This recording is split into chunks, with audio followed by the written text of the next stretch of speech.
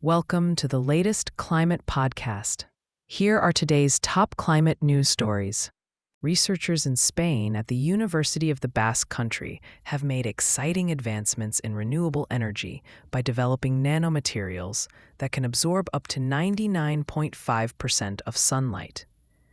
This breakthrough, achieved in collaboration with the University of California, San Diego, focuses on copper cobaltate nanoneedles coated with zinc oxide, which outperform traditional materials like carbon nanotubes. These new materials promise to enhance the efficiency and durability of concentrated solar power systems, allowing them to generate electricity even when the sun isn't shining. This innovation could significantly increase solar energy's contribution to Spain's energy generation in the future. France's TotalEnergies has signed an exciting 10-year agreement to provide renewable electricity to Data4, a data center operator in Spain. Starting in January 2026, this deal will supply 610 gigawatt-hours of clean energy from upcoming Spanish wind and solar farms. Data4 CFO, François Sterin, highlighted the importance of this commitment to renewable energy, especially as the demand for energy in Spain's data centers is expected to triple by 2030. TotalEnergies CEO Patrick Pouyanné noted that investing in electricity offers a stable income, moving away from the unpredictable oil and gas market. This partnership marks a significant step towards a greener future. As the United Nations climate talks approach, there is exciting news about renewable energy growth worldwide. By 2024, global renewable energy capacity is expected to reach 4,250 gigawatts, with forecasts suggesting it could rise to between 9,750 and 11,500 gigawatts by 2030. This increase is largely due to advancements in technology and decreasing costs. Philippe Aghion, a Nobel Prize-winning economist, emphasizes that innovation is vital in combating climate change. He suggests that both government support and green industrial policies are essential to encourage firms to shift towards sustainable energy solutions. This innovative spirit is crucial for a successful energy transition. China's largest oil refiner, Sinopec, is making exciting strides in clean energy by partnering with South Korea's LG Chem to develop sodium-ion batteries. This innovative venture targets the storage industry and low-speed electric vehicles. Sodium-ion batteries offer benefits like abundant materials, lower costs, and better performance in cold temperatures compared to traditional lithium-ion batteries. Sinopec aims to enhance its competitiveness and support sustainable development. With the global demand for sodium-ion batteries expected to soar from 10 gigawatt-hours this year to 292 gigawatt-hours by 2034, China is poised to dominate this growing market, producing up to 90% of these batteries by 2030. In October 2025, India's Indian Energy Exchange reported a fantastic 16.5% increase in electricity traded volume, reaching 11,233 million units. This rise is attributed to improved supply from renewable sources like hydro, wind, and solar energy, leading to a significant drop in market prices. The day-ahead market and real-time market prices fell by 32% and 27.8%, respectively, allowing consumers to save on power costs. Additionally, the green market segment saw a 21% increase in traded volume, highlighting a growing commitment to renewable energy. The trading of renewable energy certificates also surged by 39.4%, showcasing a positive trend in sustainable energy practices. Milan is set to host EICMA 2025, where top global and Indian two-wheeler manufacturers will unveil exciting new models and technologies. Notable brands like TVS Royal Enfield, BMW, and Harley-Davidson will showcase their latest innovations, including electric vehicles. TVS is expected to reveal its first electric bike and a new maxi scooter, while Royal Enfield will present the highly anticipated Bullet 650. BMW will introduce the affordable F450 GS adventure motorcycle, and Harley-Davidson plans to refresh its lineup with new features. This event promises to highlight the future of eco-friendly transportation and cutting-edge design in the motorcycle industry. India's Suzlon Group has achieved remarkable success in wind energy, reporting record deliveries of 565 megawatts in the second quarter. This impressive growth, driven by strong demand and new renewable energy tenders, has boosted the company's revenue by 85% year-on-year to 3,866 crore rupees. Suzlon's focus on sustainable growth and efficient execution has positioned it well for the future, with a goal of 400 gigawatts of wind capacity by 2047.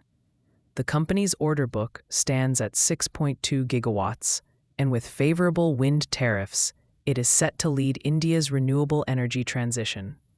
Exciting times lie ahead. India is contemplating the cancellation of many planned green power projects due to difficulties in securing buyers for the electricity. This could impact the country's ambitious goal of reaching 500 gigawatts of clean energy by the decade's end. The Power Ministry has reviewed 42 gigawatts of projects without purchase agreements, suggesting that some may need to be shelved. Financial struggles among state utilities and issues with grid stability are major challenges. However, the government is encouraging developers to integrate battery storage to enhance reliability, aiming to stabilize renewable energy supply and demand in the future. SAEL Industries, based in India, is making strides in renewable energy by filing for a significant initial public offering, worth 4,575 crore. This innovative company transforms agricultural waste into clean energy and plans to invest a large portion of the funds in its solar subsidiaries. With a total capacity of 5,765.70 megawatts, including solar and agricultural waste-to-energy projects, SAEL stands out as the world's only operator focused solely on paddy-based biomass waste.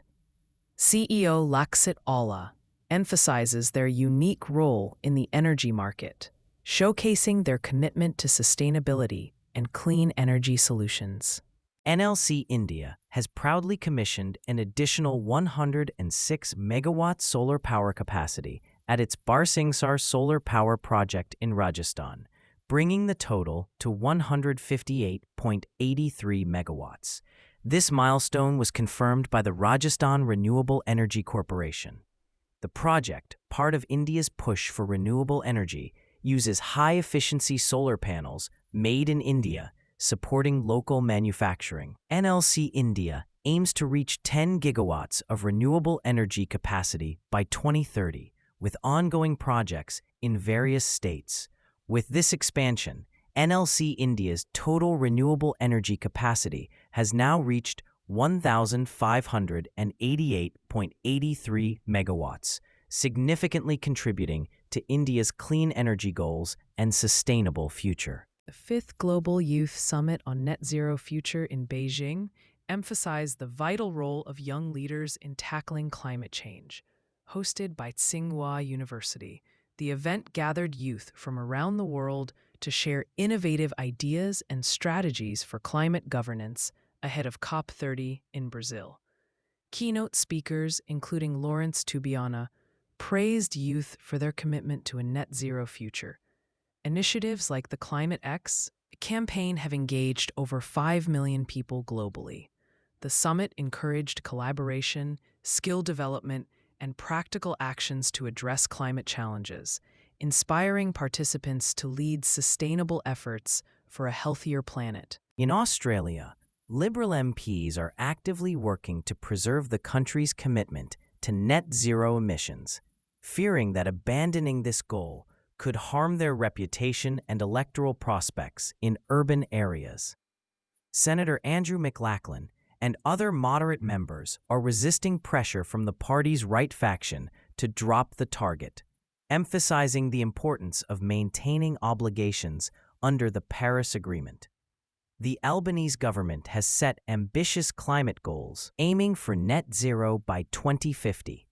As discussions continue, the outcome will significantly impact Australia's climate policy and international standing, with many MPs advocating for a strong commitment to climate action. In Australia, moderate Liberal Party members are urging leader Suzlon to maintain the party's commitment to net zero emissions, despite pressure from the Nationals to abandon it. As the coalition faces internal conflicts, key figures like Tim Wilson emphasize the importance of standing firm on climate obligations, including the Paris Agreement. Climate Change Minister Chris Bowen warns against delaying the net zero target, citing scientific consensus on the urgency of addressing climate change. Meanwhile, Prime Minister Anthony Albanese criticizes the coalition's division and advocates for investment in renewable energy, highlighting the need for unity and forward-thinking policies. In Australia, Prime Minister Anthony Albanese recently highlighted the turmoil within the coalition regarding climate policy during question time. He criticized the Nationals for abandoning their net zero carbon emissions goal and pointed out the challenges facing the energy grid due to political disputes over climate issues. Albanese noted that 24 out of 28 aging coal-fired power stations are set to close, emphasizing the coalition's failure to prepare for this shift. Meanwhile, Reserve Bank Governor Michelle Bullock indicated that interest rates are likely to remain steady, with inflation expected to stay elevated for the next year. In the United States, President Donald Trump has announced plans to resume explosive nuclear weapons testing, contradicting Energy Secretary Chris Wright, who insists that only non-nuclear tests will take place. Trump believes that Russia and China are secretly conducting nuclear tests, a claim disputed by experts and his own nominee for Strategic Command. This conflicting information raises concerns about the U.S. government's approach to nuclear weapons. While Trump emphasizes the need to keep up with other nations, Wright reassures that current testing focuses on ensuring the reliability of existing nuclear systems without detonating warheads.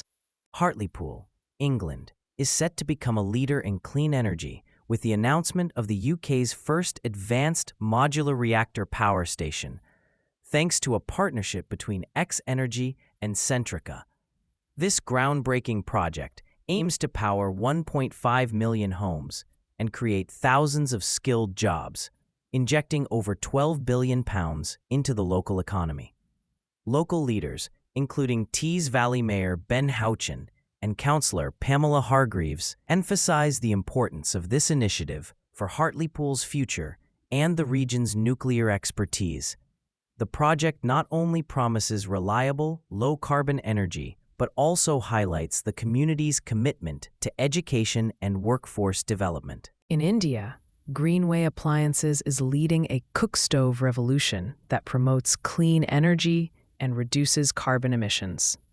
Founded by Ankit Mathur and Neha Juneja, the company has distributed over 3 million efficient biomass cook stoves, transforming cooking in rural households. These stoves not only save money, but also improve health by reducing smoke and soot. Women report having more leisure time and cleaner kitchens. Greenway is also expanding into solar energy and water purification, aiming to create a sustainable ecosystem for rural communities. Their innovative approach, supported by financing partnerships, is paving the way for a greener future in India. In Australia, Suzlon is facing increasing pressure regarding the Liberal Party's commitment to net zero emissions by 2050. Detractors believe a leadership challenge is likely in the new year, especially if she abandons this climate target.